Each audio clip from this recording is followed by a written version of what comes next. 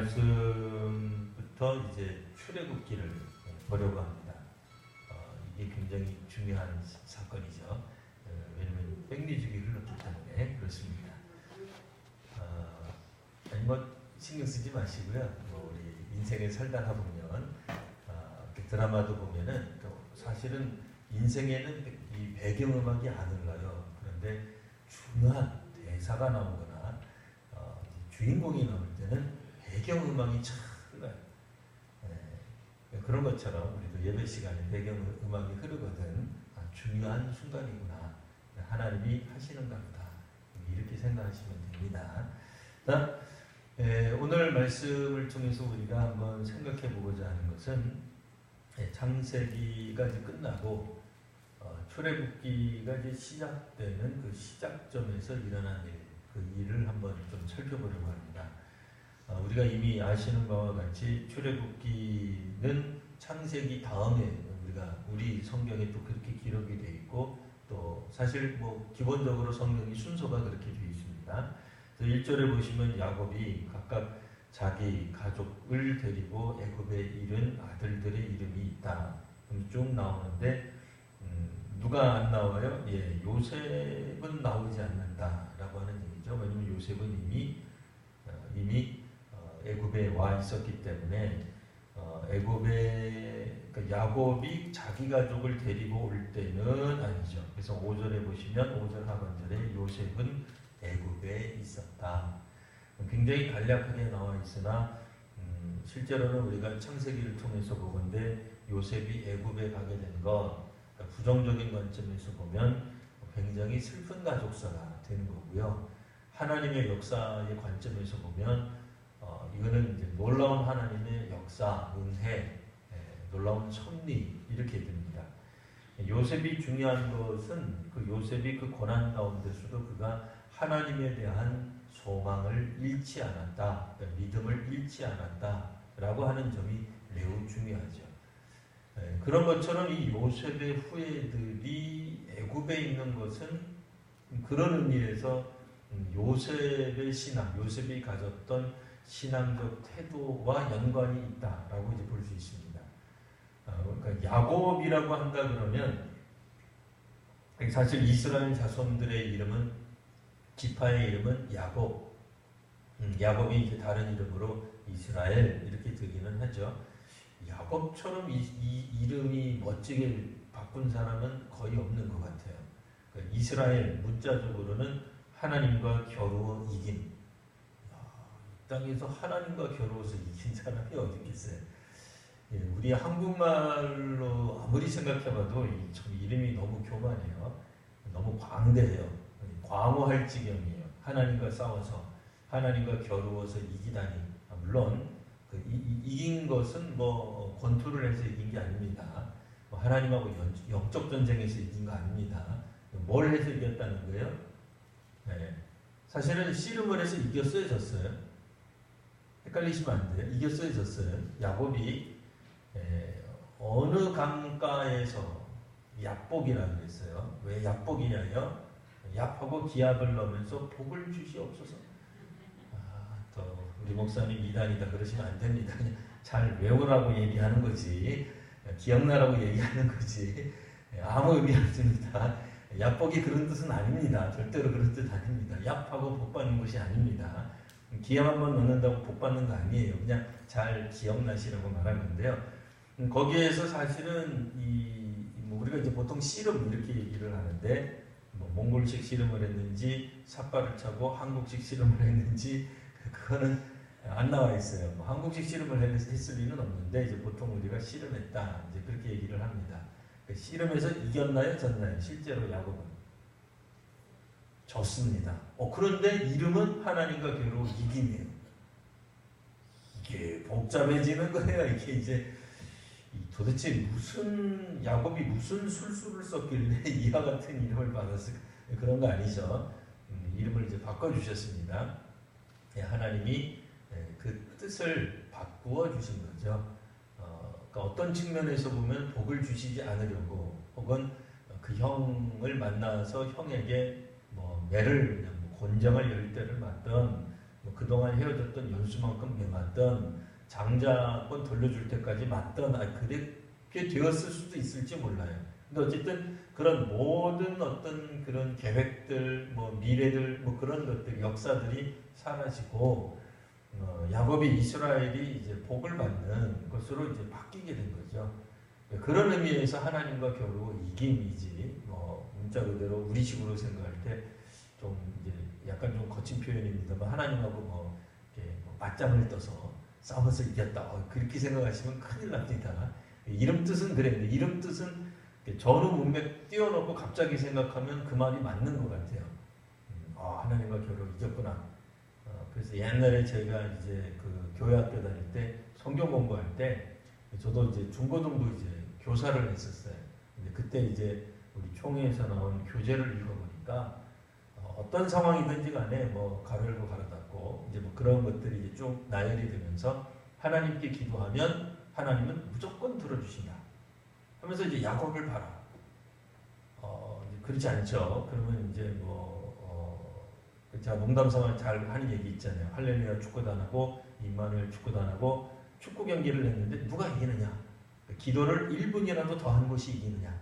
기도의 양과 관계 있는 거냐? 아니죠. 그러면 기도하는 사람이 많으면 이기는 거냐? 아니면 기도의 음성을 크게 하면 이기는 거냐? 그런 거 아니라 그랬어요. 그렇게 말을 할 수가 없어요. 그러니까 그런 것처럼 이게 우리가 성경이 이제 기록되었을 때에 그 어떤 배경 속에서 어떤 흐름 속에서 그게 이제 쓰여져 있나 이거를 이제 잘 알지 못하면 이제 엉뚱한 이야기를 할 수가 있게 되는 거죠.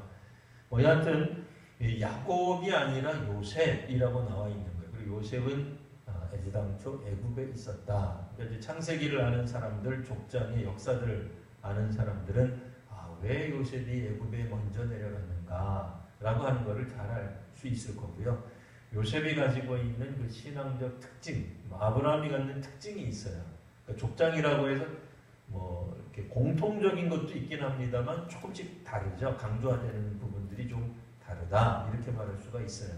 뭐 대표적으로 야곱 그러면 야곱의 인생이 우리가 생각할 때 뭐 그다지 뭐 흠모할 만한 게 별로 없어요. 거의 그의 인생의 전반부는 뭐 이제 집에 소속이고 이제 후반부쯤 가면은 뭐 자기 아들한테 속고 뭐 이제 뭐 아들들한테 속고 뭐 이런 쪽으로 이제 나가기 때문에 야곱의 특징은 뭐 우리가 그렇게 썩 좋은 것들 물론 이제 좋은 것도 있지만 부정적인 것들이 훨씬 더 많단 말이에요. 그럼에도 그가 족장이 된 것이 무슨 의미인가 뭐 이런 것이라면 요셉은 좀 그런 게 아니죠. 분명히 요셉은 물론 형들 보기에 조금 얄미운 짓은 한 것 같긴 해요. 우리 식으로 생각하면 왜 아버지한테 형들의 잘못을 고자질했다. 고자질 이렇게는 표현 안 돼 있으나 우리말로는 고자질에 해당하는 일들을 요셉이 했거든요.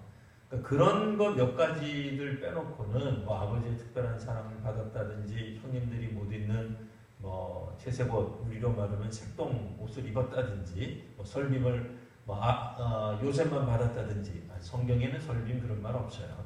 그러니까 그런 식으로 했기 때문에 형들이 좀 질투하게 되었다 이런 말은 있기는 있죠. 그러니까 요셉이 갖고 있는 모습은 이제 전반부는 빼고 중반 후반을 보면 그가 고난을 당했을 때 그 고난을 이겨냈다 이제 하는 그 측면이 있어요. 자 그러니 어떤 측면에서 보면 이제 요셉이 네 번째 족장으로서 6절 요셉과 그의 모든 형제 그 시대의 사람은 다 죽었고로 되어 있으나 요셉부터 이야기가 나온단 말이죠. 그러니까 요셉과 연관된 어떤 것들이 앞으로 전개될 것 같은 느낌을 우리들에게 먼저 준다라고 하는 겁니다. 아니나 다를까 7절 보시면 이스라엘 자손은 생육하여 불어나 번성하고 매우 강하여 온 땅에 가득하게 되었다. 뭐 온 땅이라 그래도 애굽입니다. 온 땅이라 그래서 전 세계가 아니에요. 성경에 온 땅이라고 나와 있지 않습니까? 나와 있죠. 근데 여기서 말하는 온 땅은 애굽이겠죠. 자, 근데 이제 8절 갑자기 이제 상황이 이제 국면이 바뀌는 장면이 나옵니다. 요셉을 알지 못하는 새 왕조가 애굽 왕조에서 일어나게 되었다. 뭐 그런 얘기입니다.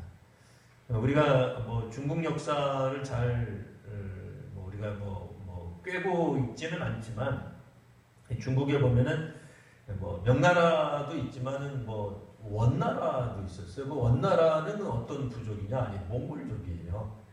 그러니까 이 중국 역사를 보면은 뭐 진나라, 뭐 그렇게 뭐 진시황부터 시작해서 진나라 이렇게 쭉 나가긴 합니다만 중국 역사 가운데서는 중국의 그 주 종족을 한족이라고 불러요. 우리 한민족의 한이 아니라 그건 좀 다른 개념이에요. 그러니까 중국 본토, 그러니까 자기네들이 생각할 때 중국의 주류 민족을 이제 한족 이렇게 불러요. 한자어가 이제 뭐 비슷하기 때문에 헷갈릴 수는 있습니다만 그 한하고 우리가 쓰는 한하고 한자어가 같다고 해도 같은 한은 아닙니다. 뭐 어쨌든 그쪽은 이제 한족인데 몽골족이 왕이 된 적이 있었어요. 몽골족이 황제가 되어서 중국을 다스린 적이 있었어요. 그러면은 이제 중국의 한족들 입장에서 보면은 나라를 뺏긴 거죠. 물론 이제 몽골 사람들 입장에서 그렇게 생각 안 할 거예요. 왜냐면 자기네들도 중국의 지배를 받았으니까 중국 한족의 지배를 받았었다가 중국의 변방족이 중국의 이제 중심에 들어오게 된 거죠. 우리식으로 말하면 청와대에 입성한 거죠. 그러니까 이제 그러나 이제 한족들 입장에서는 이제 그게 뭐 매우 이제 싫었겠죠. 그래서 이제 나름대로 갈등이 이제 심화가 되는 뭐 그건 이제 중국 역사고요. 네, 그런 것처럼 이제 그 소위 말하는 그 민족의 정통성과는 다른 왕조가 들어설 때가 있는 거예요. 나라들마다 뭐 꼭 그런 건 아닙니다만 그럴 수 있죠. 자기네들이 생각할 때는 뭐 애굽이긴 하지만 고대 애굽인이긴 하지만 애굽이 아닌 다른 왕조, 그러니까 애굽 사람들이 자신들이 쭉 내려오던 그 왕조가 아닌 다른 왕조가 들어서게 되었다. 근데 그 왕조를 뭐 사실 우리가 뭐 세계사 쪽으로 뭐 고대사 쪽으로 가면은 뭐 무슨 뭐 이렇게 나오긴 하는데 뭐 우리에게 중요한 건 그게 아니고 그 왕조의 특징이 뭐냐면 요셉을 알지 못했다. 그런 얘기예요. 그러니까 요셉이 예전에 한참 전이죠. 한참 전에 애굽에 그 좋은 영향력을 끼쳤던 이제 그런 이제 그 공무원이었다, 최고 공무원이었다, 고급 관리였다 이런 거를 이제 전혀 모르는 새 왕이 일어나서 애굽을 다스리기 시작한 겁니다. 그럼 이제 우리가 이제 생각해 볼 수 있는 건 그거죠. 그 이전까지는 히브리 민족에 대해서 애굽 왕조가 굉장히 우호적인 함께 더불어 살아가는 그런 정책을 펼쳤었겠구나 하고 이제 우리가 뭐 성경에는 직접적으로 나와 있지 않지만 그렇게 이제 어느 정도 우리가 예상할 수 있는 거죠. 왜요? 자손이 생육하고 불어나고 번성하더라. 전쟁 때 뭐 생육하고 불어날 수 없어요. 뭐 하층민으로 살아가고 뭐 정말 어려운 일 하면서 뭐 유아 사망률도 높고 뭐 보통 평균 연령이 뭐 30대 40대이라면 생육하고 번성해서 숫자가 늘어날 수 없어요. 근데 이스라엘 자손이 생육하고 불어나 번성했다. 매우 강했다. 애굽 전역에 가득하게 되었다. 물론 약간의 이제 과장법이죠. 온 땅에 가득해버리면은 그럼 애굽 사람들은 그럼 뭐 사람이 없나요? 그런 건 아닙니다. 어쨌든 9절에 보시면 그가 그 백성에게 그러니까 새 왕이 이제 말을 하는 거예요. 새 왕이 왕조를 이끌면서 애굽 사람들에게 정책을 바꾸어서 말을 한 겁니다. 전에 있던 애굽 모든 사람들을 다 죽인 건 아니겠죠. 그렇지 않죠. 우리도 왕조가 바뀐다고 백성을 다 죽이지 않습니다. 고려에서 조선으로 넘어갔다고 고려 때 사람들을 다 죽이고 조선을 건국, 그거 불가능하죠. 이제 뭐 고려에서 조선으로 바뀌는 것을 반대하는 중요한 인물들만 뭐 정치적으로 제거를 하지 일반 백성들까지 다 죽일 이유가 뭐가 있어요? 그렇게는 안 합니다. 그러니까 어쨌든 이 애굽 원래 백성들에게 정책이 바뀌었다 그 얘기를 하는 거예요. 이 백성이 이스라엘 자손 우리보다 많고 강하다. 실제로 숫자가 많다는 얘기는 아니에요. 이것도 약간 과장되어 있는 겁니다. 있다. 숫자가 많다. 이제 그렇게 얘기를 하는 거예요. 그러니까 우리도 외국인 근로자와 혹은 뭐 그분들과 연관된 뭐 이제 결혼한 분들 어쨌든 뭐 등등해서 우리나라에서도 뭐 100만 명 이렇게 얘기를 해요. 뭐 옛날에는 뭐 몇만 이랬어요. 그래서 뭐 잠깐 있다가 뭐 가고 그랬는데 지금은 아예 외국인하고 결혼을 해요. 그래 외국인이 아예 우리나라 사람하고 결혼을 해서 아예 우리 이 국적을 취득하는 경우도 있습니다. 그래서 뭐 지금도 뭐 몇몇 지역들, 그러니까 어떤 지역들을 가면은 초등학교에 우리 한국 사람이 이방인 같이 앉아 있어요, 애들이. 그러니까 전에는 이제 어쩌다가 외국인이다. 너희 부모님, 우리 어머니는 한국 사람, 혹은 우리 아버지가 한국 사람인데 어머니는 혹은 아버지가 외국 사람이야. 뭐 하는 아이들이 있었다면. 우리 어머니, 아버지는 다 한국 사람이야 하는 애들이 소수로 남아있는. 이제 그러면 이제 헷갈리는 거죠. 왜냐면 학교 선생님도 다 한국 사람이고, 교장 선생님도 한국 사람이고, 동네도 한국인데, 그 초등학교에 한국 애가 몇 프로 안 다니는 거. 그러면 이제 뭐 복잡해지는 거. 그렇다고 해서 우리가 뭐 얘네들을 없애버리고, 그렇게는 안 해요. 이제 그렇게는 안 하는데, 이게 이제 옛날이니까, 왕이 생각할 때 걱정이 드는 거예요. 그러니까 뭘 걱정을 했느냐? 10절에 보시면 자, 우리가 그들에 대해서 지혜롭게 해야 되겠다. 우리가 가만히 있어서는 안 되겠다. 우리가 지혜를 짜내야 되겠다 그 얘기예요. 지혜롭게 대응책을 마련해야 되겠다라는 뜻이에요. 그들에 대하여 지혜롭게 하자. 이제 우리말 번역이 조금 좀 어렵게 돼 있잖아요. 그러니까 풀어서 해석하면 우리가 지혜롭게 그들에게 대처해야 돼. 이 상황에 대해서 우리가 한 목소리, 한 어떤 그런 지혜를 내야 되겠다. 그런 얘기예요. 그들이 지금보다도 더 많게 되면 우리나라가 전쟁을 하게 될 때에 그들도 이제 결국은 군사가 돼서 나가서 싸울 거 아니겠어요? 근데 어느 순간 갑자기 우리 원수들과 더불어 힘을 합쳐서 우리를 공격하면 어찌 되겠느냐? 이 꽤 그 합리적인 생각이죠. 그럴듯한 생각입니다.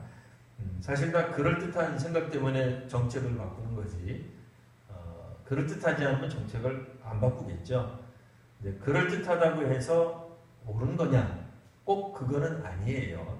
듣기에 그럴듯한 거지. 이게 정말 옳은 건 아니에요.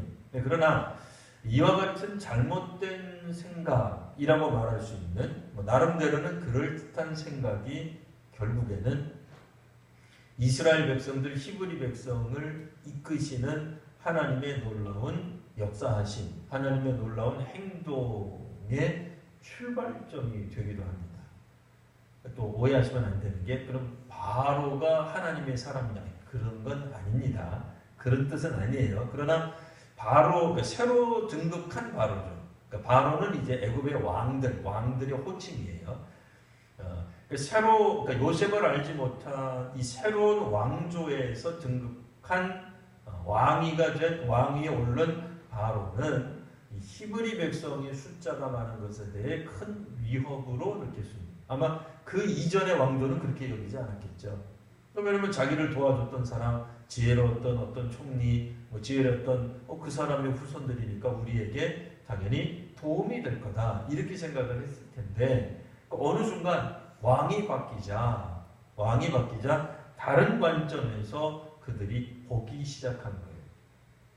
근데 나름대로는 뭐 하다고요? 일리가 있어 보여요. 국가의 정책이 바뀌어도 나름대로는 일리가 있어 보입니다. 자, 그런데 그러면 어떻게 했느냐? 자, 11절 보시면 감독들을 그들 위해서 세우고는 갑자기 무거운 짐을 지우게 된 겁니다. 그러니까 강제 노역을 시작하게 된 겁니다. 자, 그러면서 이제 12절에는 그것을 뭐라고 표현을 했냐면, 국민의 한 사람으로서 국가의 부름을 받아서 어떤 의무를 다할 수 있죠. 우리도 국방의 의무를 한다든지, 여러 가지 의무들을 하는 게 있습니다. 대한민국 국민으로서 살아갈 때에 우리가 의무가 없는 게 아니에요. 그 의무를 지키면서 살아갈 때 국민의 권리도 이야기할 수 있는 거예요. 당연한 거죠.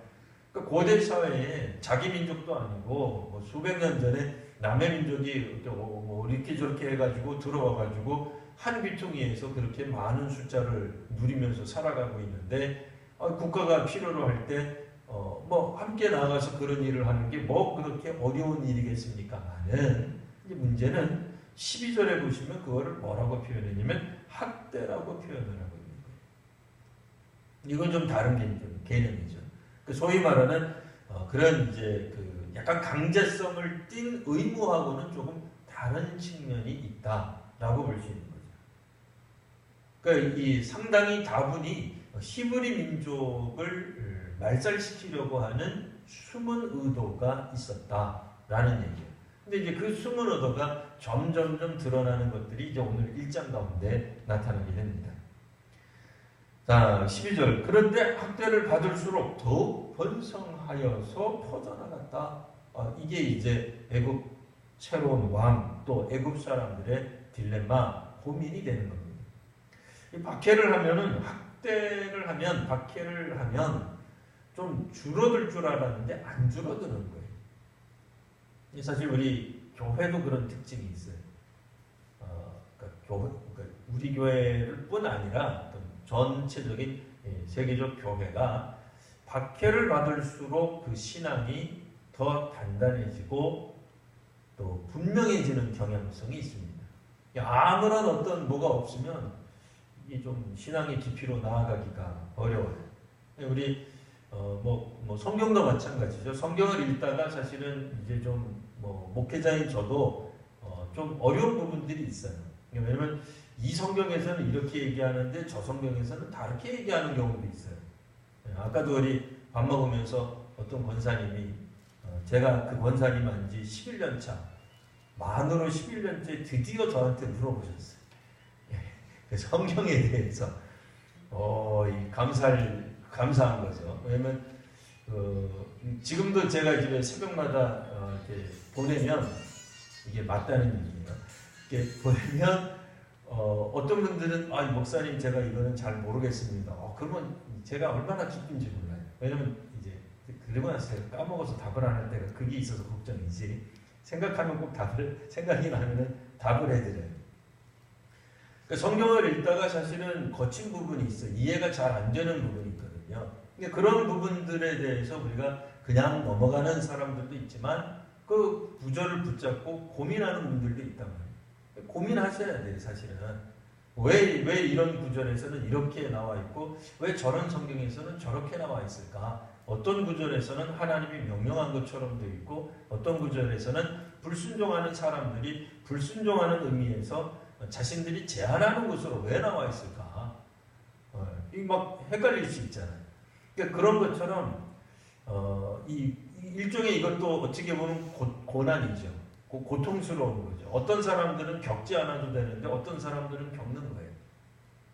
신앙 가운데 그냥 넘어가시는 분들도 있지만 좀 이렇게 어려운 문제에 봉착하면 거기에서 더 나아가지 않고 그 문제를 붙들고 있는 거. 근데 붙들고 있어야 문제가 또 해결되는 거거든요. 근데 고난이라고 하는 것이 종종 우리로 하여금 신앙의 질문들을 붙들고 있게 만들어요. 이를테면 하나님이 과연 이와 같은 고난을 우리에게 주신 분이 하나님이시냐 아니면 우리의 죄 때문이냐 만약 하나님이 주셨다면 왜 이런 것을 허락하셨느냐 하나님이 의도하신 바냐 하나님이 계획하신 바냐 아니면 하나님이 허용하시는 거냐 뭐 이를테면은 이스라엘과 남유다와 그러니까 북이스라엘과 남유다가 아수르와 바벨론에 각각 멸망할 때 하나님의 뜻이기는 하나 하나님은 완전히 진멸하려는 뜻은 아니잖아요. 분명히 심판의 성격이 있어요. 하나님이 깨닫게 하는 성격도 있어요. 그러나 선지자들을 통하여서 분명히 어떤 구절에는 너희들의 죄 때문이다. 죄에 대한 심판이다. 이렇게 나와 있으나 또 한쪽에서는 끊임없이 계속 나오는 남은 자에 관한 얘기가 또 있단 말이에요. 그런 이야기들을 통해서 우리는 이제 궁금하지 않을 수가 없는 거예요. 왜 하나님은 이 악한 이 이스라엘 백성들을 완전히 쓸어버리지 않으셨을까? 뭐 그런 질문을 할 수도 있는 거거든요. 근데 그와 같은 고난을 당할 때 이스라엘 사람들이 비로소 하나님 앞에 질문하기 시작해요. 엘리야도 마찬가지잖아요. 그가 심각한 고난에 빠졌을 때 우리가 성경 읽다가 보면 정말 깜짝 놀랄 만한 구절이 나오잖아요. 엘리야가 하나님 차라리 저를 지금 죽여주시옵소서 하고 나와요. 자기 죽겠다 그래. 오, 막 이제 뭐 성경 처음 읽는 사람들 같으면 정신이 막 혼미해지는 거죠.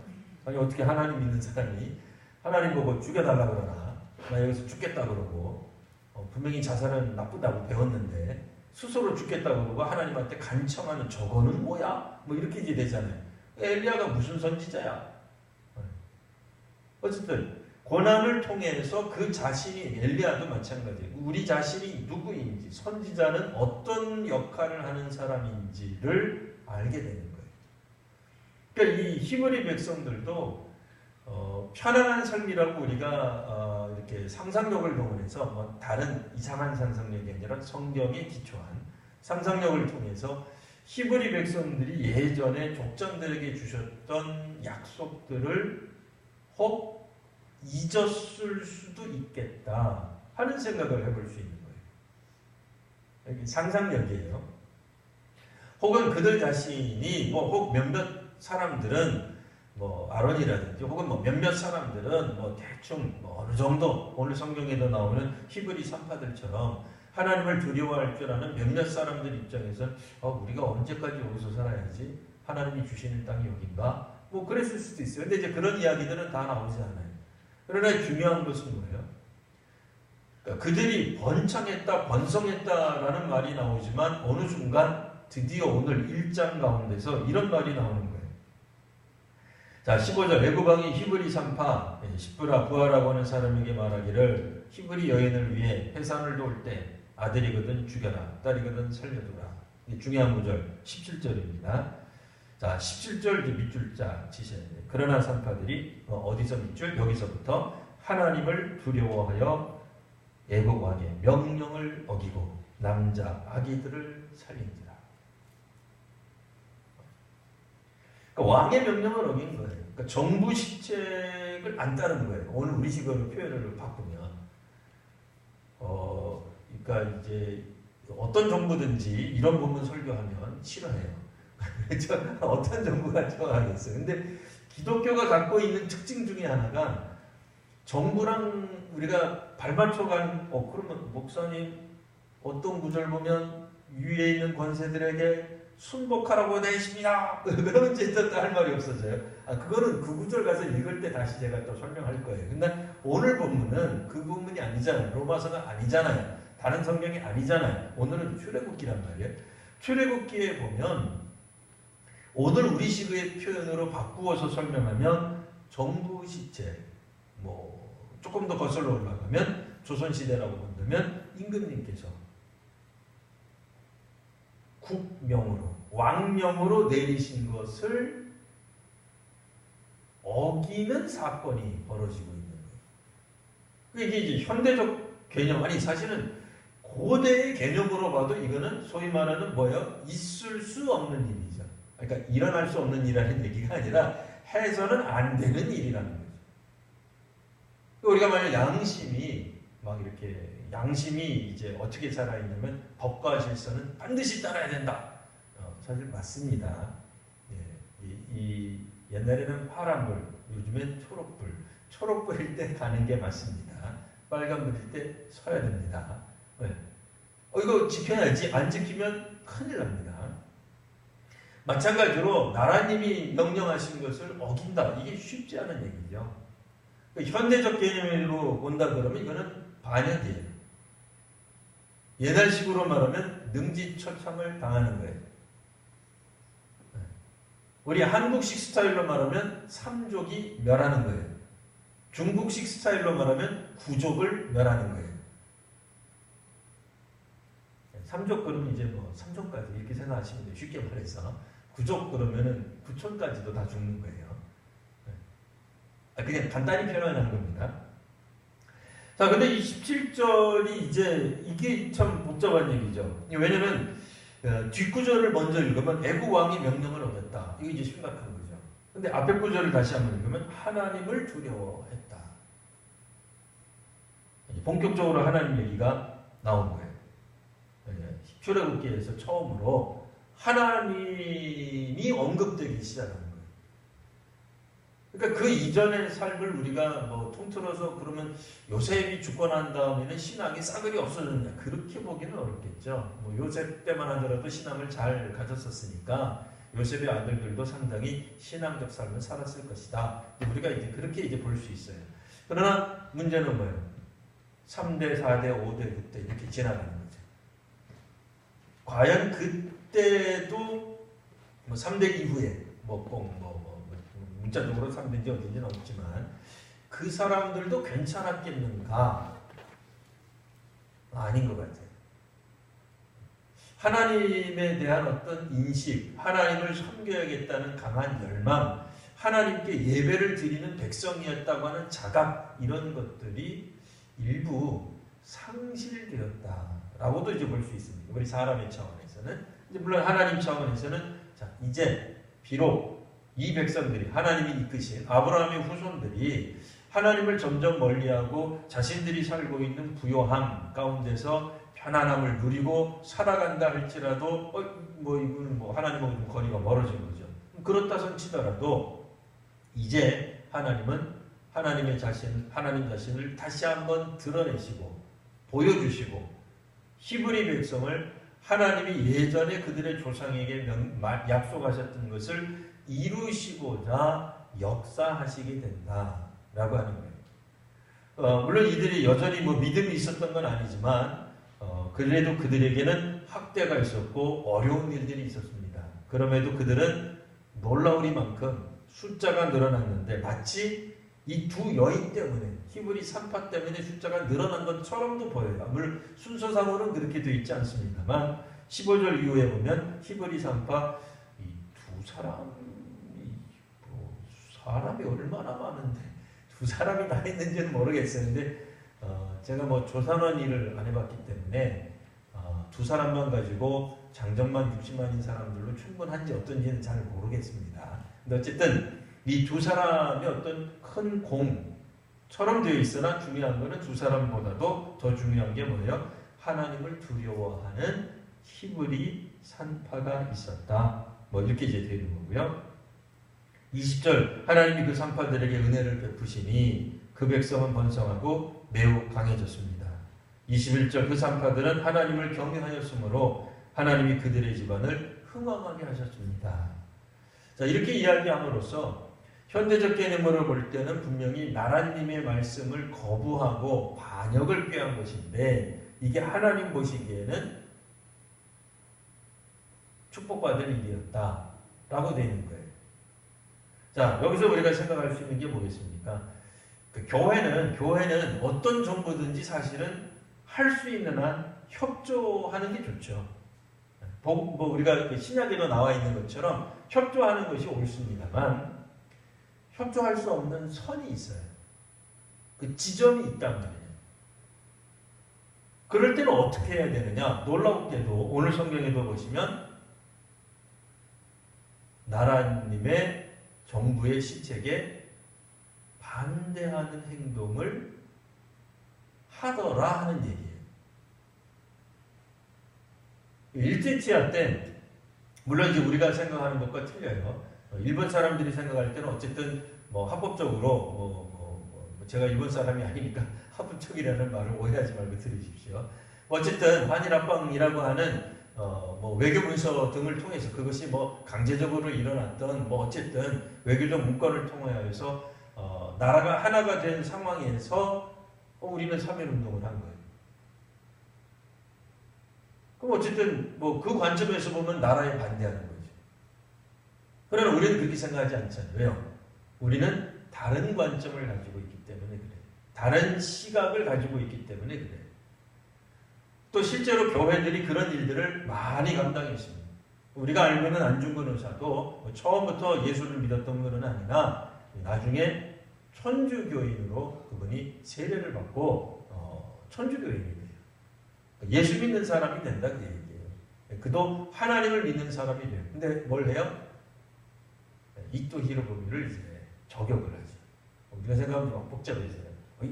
하나님 믿는 사람 살인을 하다니 복잡해지는 거예요. 이게 어디까지 우리가 옳다고 봐야 되는지. 그러나 분명한 측면 중에 하나는 뭐냐?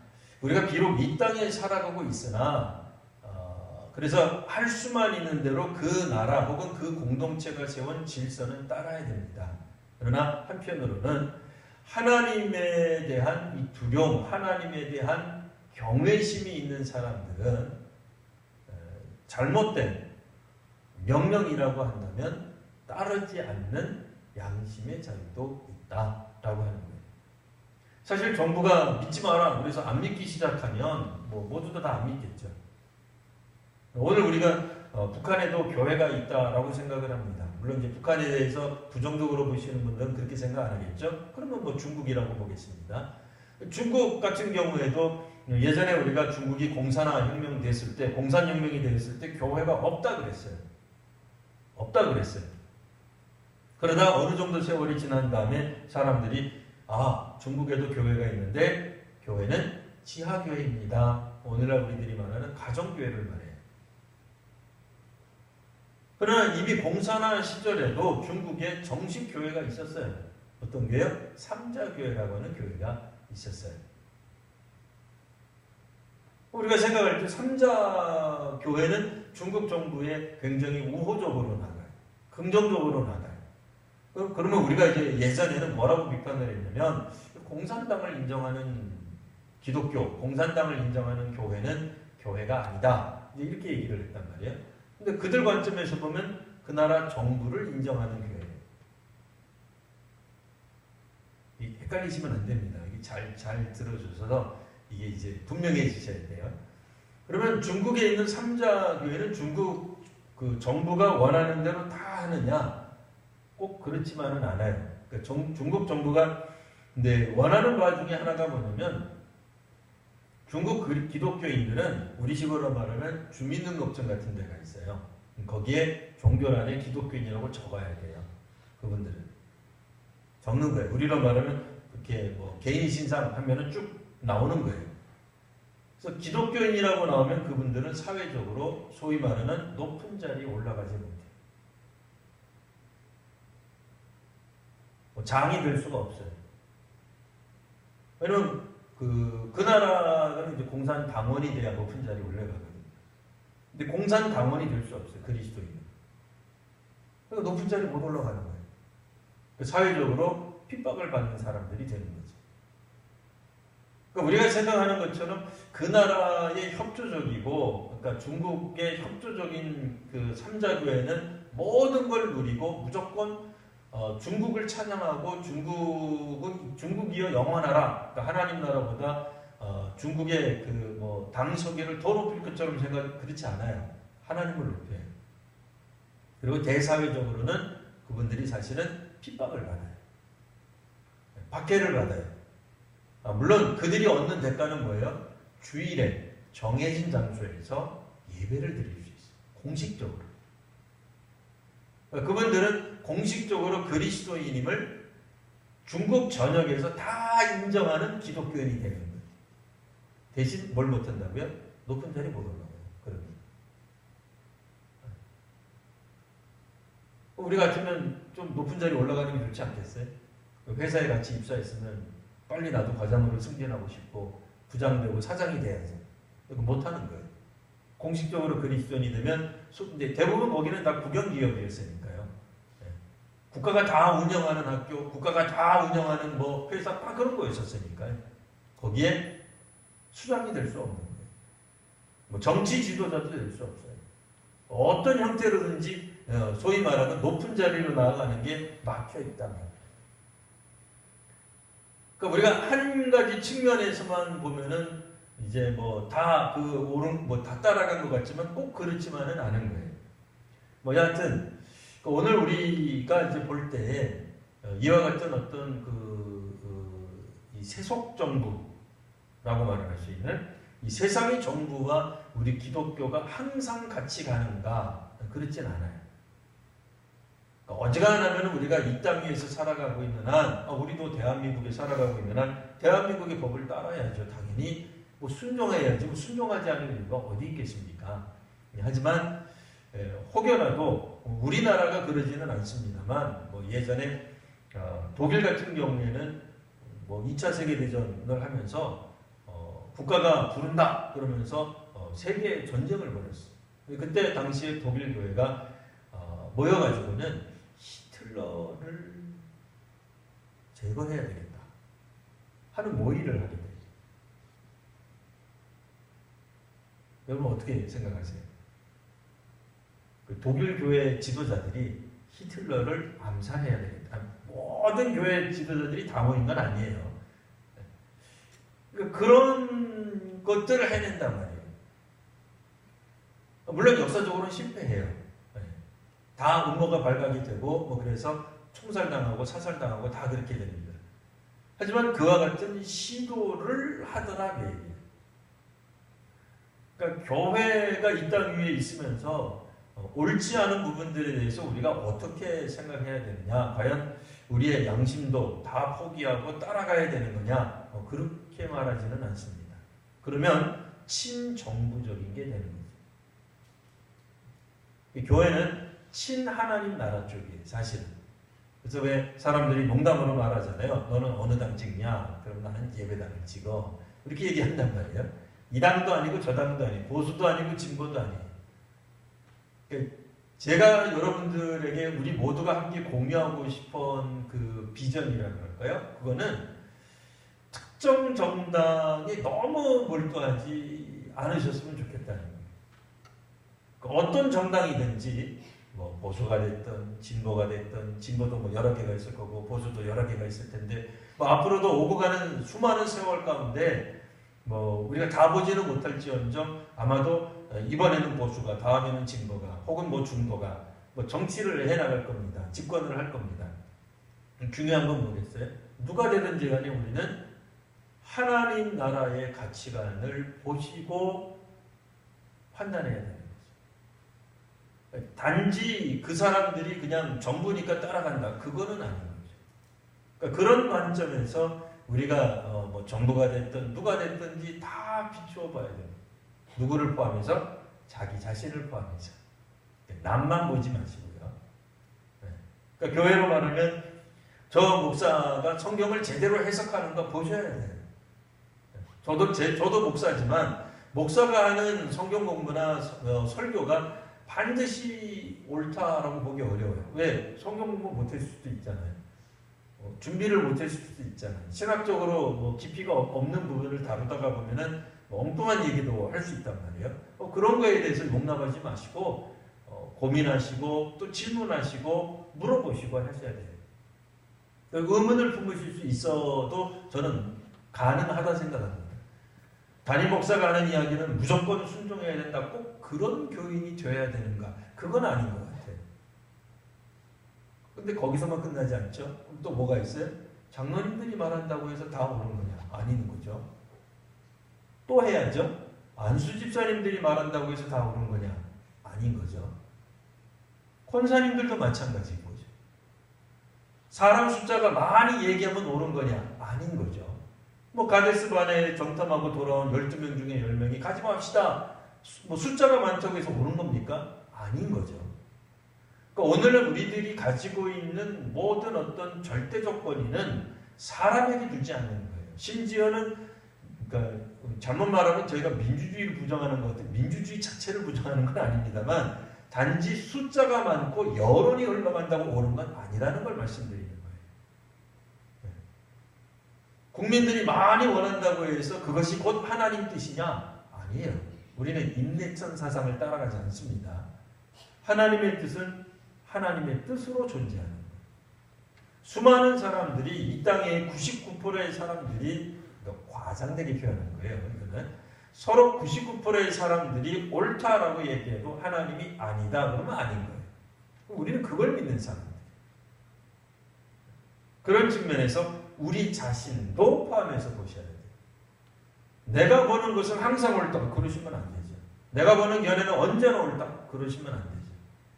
우리가 정치 지도자에 대해서도 하나님의 뜻에 맞게 말하고 있는가, 행동하고 있는가, 정책을 펼치고 있는가를 보는 것처럼 우리 자신에 대해서도 보셔야죠.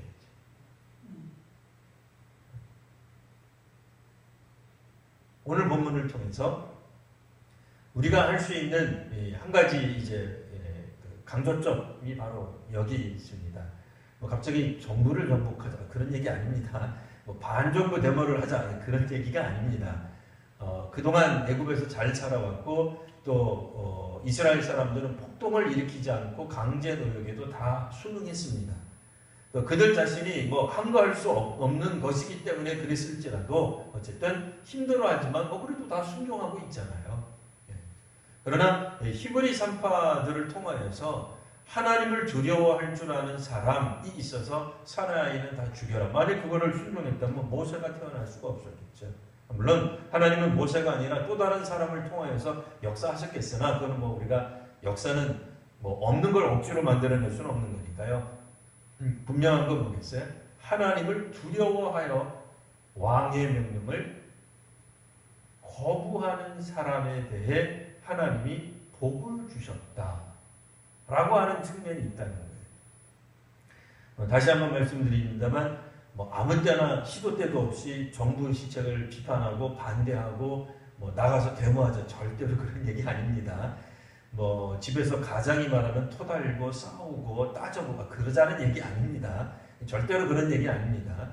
그러나 하나님의 뜻과 분명히 옳지 않은 방향으로 나간다면 한번 우리가 다시 한번 곱씹어보고 절대적 권위자가 말한다 할지라도 그것이 나라님이 되었던 이 오늘은 본문에 없지만 나에게 있어서는 내가 절대적 권위자가 될 수도 있잖아요. 적용을 해보자면 적용의 문제입니다. 적용을 해보자면 나에게 있어서 가장 절대적인 나 자신조차도 내가 알고 있는 지식, 내가 알고 있는 경험조차도 과연 옳은 것인가? 나는 하나님의 뜻에 맞게 잘 판단하고 있는가? 나 자신에 대해 옳은 정책을 내가 내 스스로 세우고 있는가? 적용해 볼 수 있어야 되겠다 하는 말씀입니다. 오늘 역경을 통해서도 히브리 백성을 하나님이 이끄십니다. 오늘 이와 같이 하나님의 말씀을 두려워할 줄 알 때에 이 출애굽기가 사실은 어떤 측면에서는 완성된다 이렇게 말할 수 있습니다. 출애굽기의 주제는 역경, 고난, 환난, 박해. 그러나 하나님을 두려워할 줄 안다면 그 박해도 고난도 능히 이겨내는 것입니다. 그러나 자신들이 편안했던 삶, 좋았던 삶, 부여했던 삶, 그거를 계속 마냥 그리고 있으면 하나님에 대한 부르심에 응답하는데 언제나 문제가 생기게 될 것입니다. 오늘 우리에게 주어진 학대와 편안함, 어디를 택할 것인가? 박해받을 수 있죠. 이 히브리 산파도. 그러나 용감하게 하나님의 뜻을 순종했던 것처럼 오늘 우리도 하나님의 뜻에, 하나님의 말씀에 순종하는 우리 귀한 저희들 모두가 되시기를 바랍니다. 기도하겠습니다.